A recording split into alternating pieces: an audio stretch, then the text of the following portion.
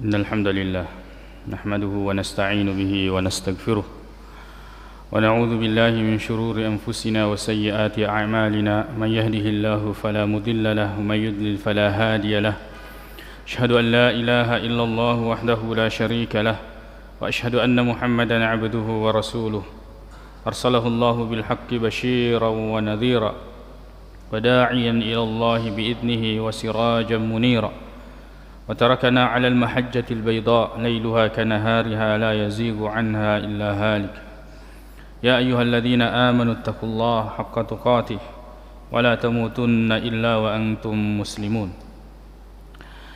أما بعد فإن أصدق الحديث كتاب الله وخير الهدي هدي محمد صلى الله عليه وسلم وشر الأمور محدثاتها فإن كل محدثة بدعة وكل بدعة ضلالة. Amma ba'd. Kaum muslimin jamaah Jumat yang semoga dirahmati oleh Allah Subhanahu wa taala. Sebuah hadis yang diriwayatkan oleh Imam Muslim dari Suhaib bahwa Nabi sallallahu alaihi wasallam pernah bercerita tentang seorang raja. Raja ini memiliki penyihir, lahu sahir, dan itu kebiasaan orang-orang yang memerintah di zaman dulu. Kita juga dalam masyarakat Bugis, cuma perintah tak ya, dahulu itu biasanya dekat dengan hal-hal yang beginian, yang berbau mistik. Kemudian penyihir ini sudah tua, dan dia meminta kepada raja agar kiranya diutus seorang pemuda yang kemudian ilmunya dia bisa turunkan kepada pemuda tersebut sebagai generasi pelanjutnya. Di perjalanan, ketika pemuda ini hendak pergi belajar kepada penyihir tersebut, maka di tengah jalan dia mendapati seorang rahib, seorang pendeta. Lalu kemudian dia singgah dan mendengarkan perkataannya. Ya, pendeta di zaman dulu yaitu pendeta yang di atas agama yang benar, yang belum dirubah seperti saat sekarang ini. Karena kisah ini bercerita tentang orang-orang di masa lalu sebelum Nabi sallallahu alaihi wasallam. Maka yang terjadi, pemuda ini akan selalu terlambat datang menemui penyihir untuk belajar. Lalu kemudian diberikan solusi bahwa katakan bahwa saya terlambat karena keluarga saya menahan saya. Begitu pula sebaliknya, kalau kamu terlambat pulang ke rumahmu, bilang bahwa penyihir menahan saya. Sampai suatu ketika ya, suatu kejadian, ada hewan yang besar yang kemudian menghalangi jalan, orang-orang tidak bisa melalui jalan tersebut. Lalu kemudian pemuda itu mengatakan, hari ini saya akan buktikan amrul rahibi afdal. Apakah si rahib ini, pendeta ini, yang lebih afdal, yang lebih tinggi keilmuannya, ataukah penyihir ini? Lalu kemudian dia melempar batu. Lalu kemudian dia mengatakan, ya Allah, jika seandainya perkaranya si rahib atau pendeta ini lebih besar, lebih mulia, maka ya, hindarkan hewan ini. Lalu kemudian dia lempar dan hewan itu menghindar pergi. Lalu kemudian kejadian ini diceritakan kepada si rahib ini. Lalu kemudian rahib itu mengatakan, hari ini kedudukanmu sudah lebih tinggi daripada saya. Suatu waktu kamu akan diuji, dan jangan sekali-kali engkau menunjuki saya. Fala tadullani alayya, fala tadulla alayya, jangan engkau beritahukan bahwa saya yang mengajarmu. Kemudian pemuda ini Allah berikan kelebihan, dia bisa menyembuhkan berbagai macam penyakit, bahkan semua penyakit dengan izin Allah Subhanahu wa taala. Sampai terdengar oleh penasehat raja yang keadaannya dalam keadaan buta, lalu kemudian dia datang dengan banyak hadiah kepada pemuda ini. Dia mengatakan, sesungguhnya semua hadiah ini saya kumpulkan untukmu jika engkau bisa menyembuhkan saya. Lalu kemudian pemuda ini mengatakan, Saya tidak menyembuhkan. Innama yashfi Allah. Yang menyembuhkan itu hanyalah Allah Subhanahu wa ta'ala. In amanta, jika engkau beriman kepada Allah Subhanahu wa ta'ala, saya akan mendoakanmu dan dia akan menyembuhkanmu.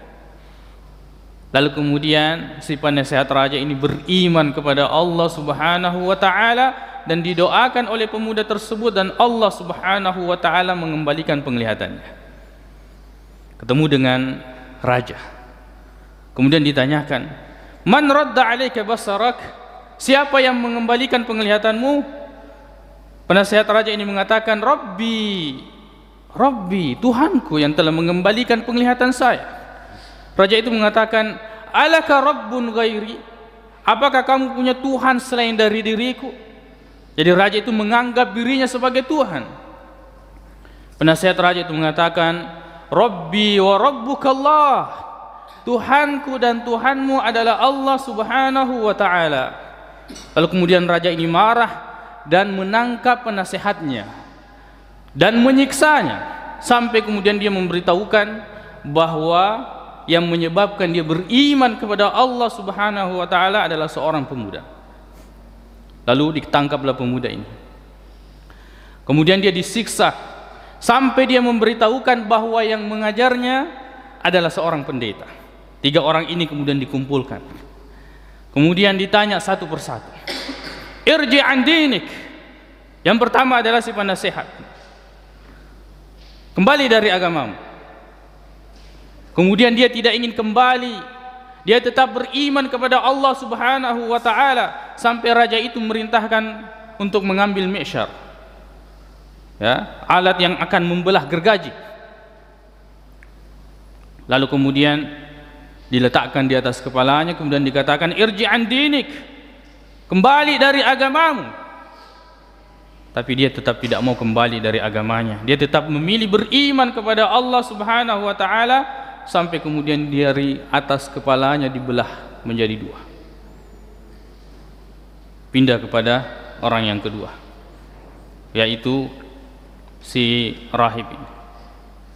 Kembali dari agamamu, diletakkan di atas kepalanya gergaji. Dan dia tetap memilih beriman kepada Allah, dan seperti nasibnya penasehat raja ini, dia juga dibelah menjadi 2 bagian. Yang tersisa adalah seorang pemuda.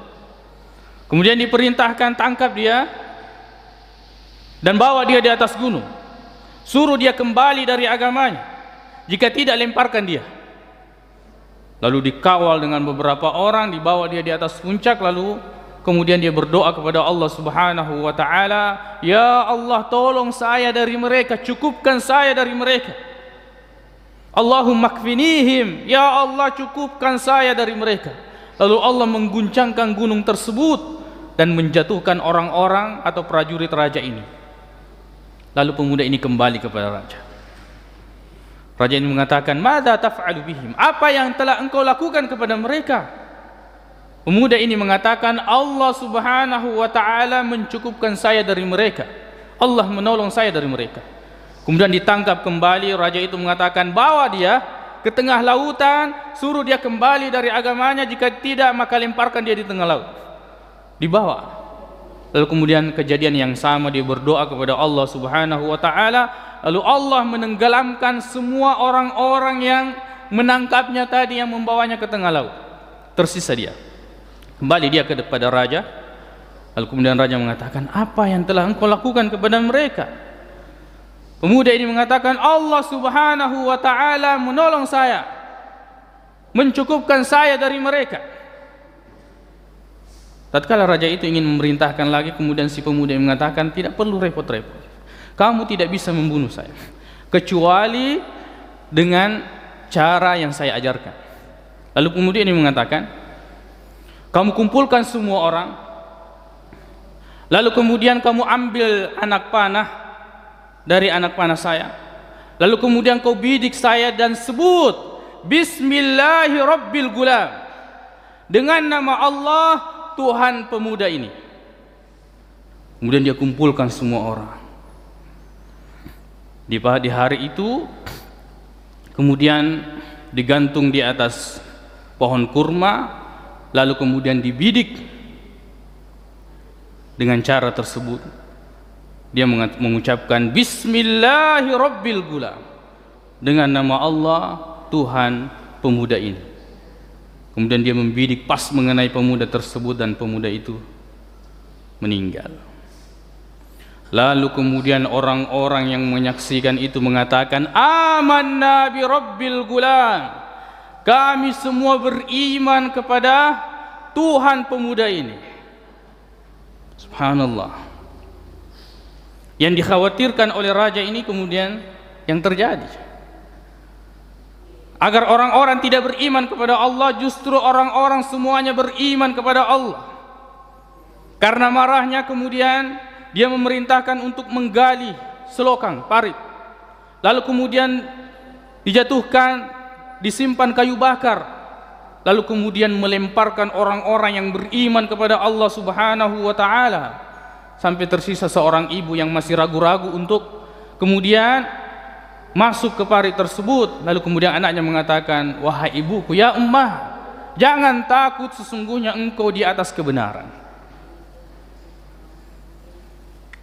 Fokus kita dalam pembahasan atau hadis Nabi sallallahu alaihi wasallam ini, bagaimana seseorang itu memperjuangkan agama Islam. Sebab banyak orang yang salah memahami hadis ini, bahwa kita boleh melakukan aksi bunuh diri untuk kemudian menegakkan kalimat Allah Subhanahu wa ta'ala. Perhatikan baik-baik bahwa kondisi pemuda ini dalam hadis yang diceritakan oleh Nabi sallallahu alaihi wasallam, kondisinya akan mati. Bahwa raja ini akan selalu mengupayakan untuk menangkapnya, untuk kemudian membunuhnya. Dan perhatikan, setelah kemudian dia meninggal, orang-orang itu beriman. Berbeda dengan yang terjadi di saat ini, di hari-hari ini, di mana orang-orang kemudian membawa nama Islam, kemudian melakukan aksi bom bunuh diri. Yang terjadi adalah apa? Orang-orang semakin membenci agama Islam. Jangankan masuk agama Islam, mereka kemudian memandang agama Islam ini sebagai agama teroris, agama yang menumpahkan darah, agama kekerasan. Padahal tidak ada akal yang bisa menerima, apalagi agama, tentang aksi membunuh diri. Membunuh diri untuk kemudian menegakkan atau mendakwakan agama Allah Subhanahu wa ta'ala adalah cara yang tidak pernah dijelaskan di dalam Al-Quran maupun hadis-hadis Nabi sallallahu alaihi wasallam. Yang ada itu adalah bunuh diri. Yang ada itu adalah bunuh diri, ancamannya adalah neraka. Padahal Allah Subhanahu wa ta'ala mengatakan, fala taqtulu anfusakum, jangan kalian membunuh diri kalian. Bagaimana kemudian orang yang mengatasnamakan dirinya sebagai muslim, beriman kepada Allah, lalu kemudian dia menentang kalamullah, perkataan Allah. Allah mengatakan jangan bunuh dirimu, dia membunuh dirinya. Lalu kemudian dia membunuh orang lain. Allah mengatakan, fala taqtulun nafsal lati harramallahu illa bil haqq, jangan kalian membunuh jiwa yang diharamkan oleh Allah Subhanahu wa ta'ala. Kemudian dia membunuh orang. Bagaimana mungkin dia bisa mengatasnamakan dirinya muslim atau di atas Islam, kemudian dia menumpahkan darah orang Islam? Sedangkan Nabi sallallahu alaihi wasallam mengatakan, hadis riwayat At-Tirmidzi, begitu pula An-Nasa'i, dari Abdullah bin Amr bin Al-As radhiyallahu anhuma, Nabi mengatakan, la zawalud dunya, hilangnya dunia ini, ahwanu indallah, itu lebih remeh, lebih enteng, lebih kecil di sisi Allah Subhanahu wa ta'ala, min qatli rajulin muslim, daripada membunuh satu nyawa seorang muslim. Bahkan walaupun yang dibunuh itu adalah orang kafir, Nabi SAW mengatakan, man qatala mu'ahadan, siapa yang membunuh orang kafir yang memiliki perjanjian dilindungi oleh negara, lam yarih raihatal jannah, dia pasti tidak akan mencium bau surga. Orang yang membunuh orang kafir,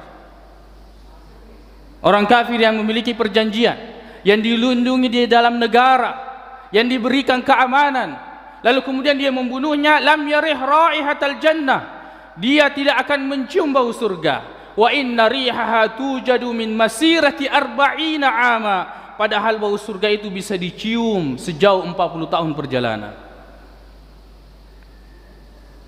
Jangankan membunuh orang muslim, jangankan yang terbunuh dalam aksi bom bunuh diri itu seorang muslim, bahkan seorang kafir sekalipun itu mendapatkan ancaman dari Nabi sallallahu alaihi wasallam. Itu bukan aksi dakwah Islam, itu adalah bunuh diri, dan ancamannya sangat keras. Nabi sallallahu alaihi wasallam mengatakan di surat Bukhari dan Muslim dari Abu Hurairah radhiyallahu anhu, man taradda min jabal, siapa yang lompat dari gunung, faqatala nafsahu, dia bunuh diri, fahuwa fi nari jahannam, maka dia berada di neraka jahannam. Yataradda fihi, dia akan senantiasa melompat dari tempat yang jauh di neraka jahannam. Khalidan mukhalladan fiha, dalam keadaan kekal di dalamnya abadan, selama-lamanya. Wa man tahassa summan, siapa yang meminum racun, faqatala nafsahu, dia bunuh diri, fasammuhu fi yadi, maka racun itu akan selalu ada di tangannya. Yatahassahu fi nari jahannam, yang senantiasa dia akan teguk di neraka jahannam. Khalidan mukhalladan abadan, kekal di dalamnya selama-lamanya. Wa man qatala nafsahu bihadidah, siapa yang membunuh dirinya dengan pisau atau pedang atau besi, fahadidatuhu fi yadi, maka tangannya, pedangnya atau besi itu akan selalu ada di tangannya, yang kemudian dia akan senantiasa tusukkan di dalam perutnya. Fi batnihi fi nari jahannam, di neraka jahannam. Khalidan mukhalladan fiha abada, selama-lamanya kekal di dalamnya.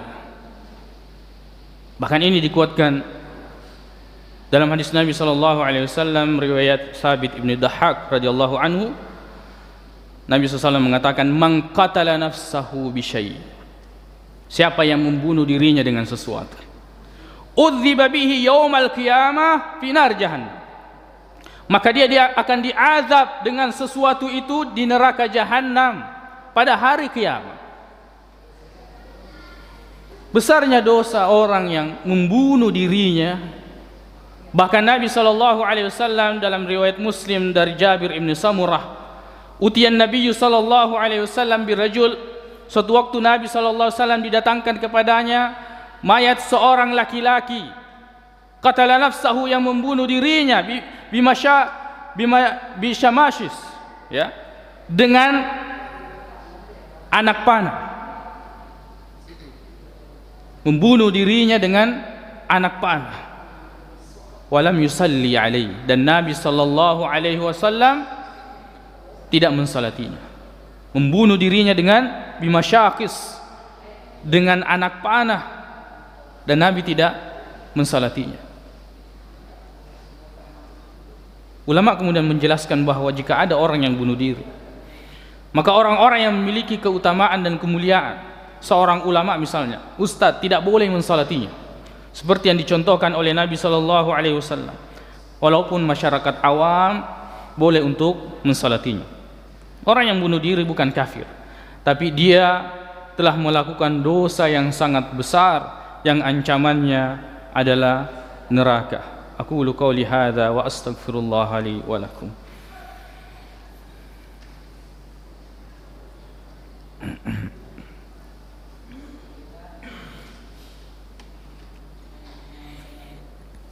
Alhamdulillahi rabbil alamin, wassalatu wassalamu ala asyrafil mursalin, Sayyidina Muhammadin wa ala alihi wa ashabihi ajma'in. Amma ba'd. Kaum muslimin jamaah Jumat yang semoga dirahmati oleh Allah Subhanahu wa ta'ala. Nikmat negara dan keamanan itu adalah nikmat yang sangat besar. Fabi ayyi rabbikuma tukadzibah. Nikmat yang manakah yang kita dustakan?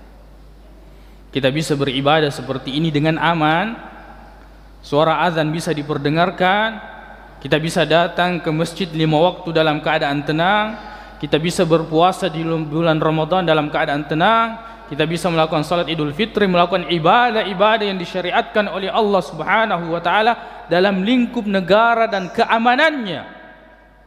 Itu adalah nikmat yang sangat besar. Apakah kemudian orang-orang suka dalam kondisi tidak aman, yang dimana ibadah tidak tenang? Maka nikmat yang sangat besar ini hendaknya kita syukuri. Kita diperintah oleh seorang muslim, kita diatur oleh orang-orang muslim. Ketika orang Islam ini mengalami musibah atau bencana, kemudian sesama muslim bisa saling membantu di negara ini, maka nikmat yang manakah yang kita dustakan? Perhatikan negara-negara yang kemudian sampai saat ini itu tidak tenang melakukan ibadah.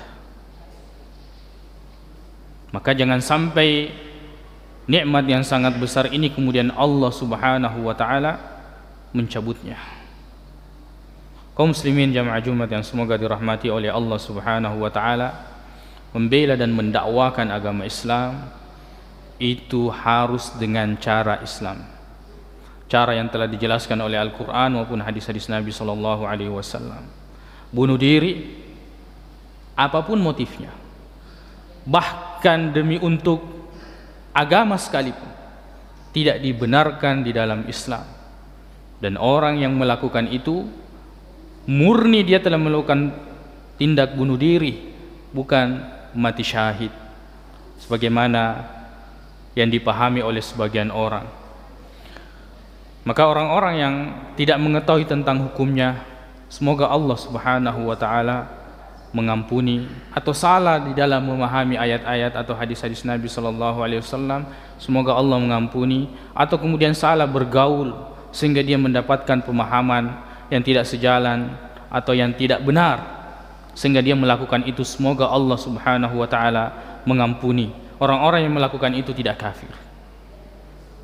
Tetap kita mendoakan agar Allah Subhanahu wa taala mengampuninya, dan kemudian kita senantiasa mengingatkan untuk generasi kita bahwa Rasulullah sallallahu alaihi wasallam mendakwakan Islam sampai menjadi sebuah negara. Perhatikan bagaimana caranya, tidak pernah dengan cara-cara yang seperti itu. Allahumma ighfir lana dzunubana wa israfana fi amrina wa tsabbit aqdamana wansurna 'alal qaumil kafirin. Allahumma inna nas'aluka al-huda wat-tuqa wal-'afafa wal-ghina. Allahumma arinal haqqa haqqan warzuqna ittiba'ah wa arinal batila batilan warzuqna ijtinabah. Allahumma ighfiril muslimina wal muslimat wal mu'minina wal mu'minat al-ahya'i minhum wal amwat innaka samii'un qaribun mujibud da'wat. Rabbana atina fid dunya hasanah fil akhirati hasanah wa qina adzaban nar.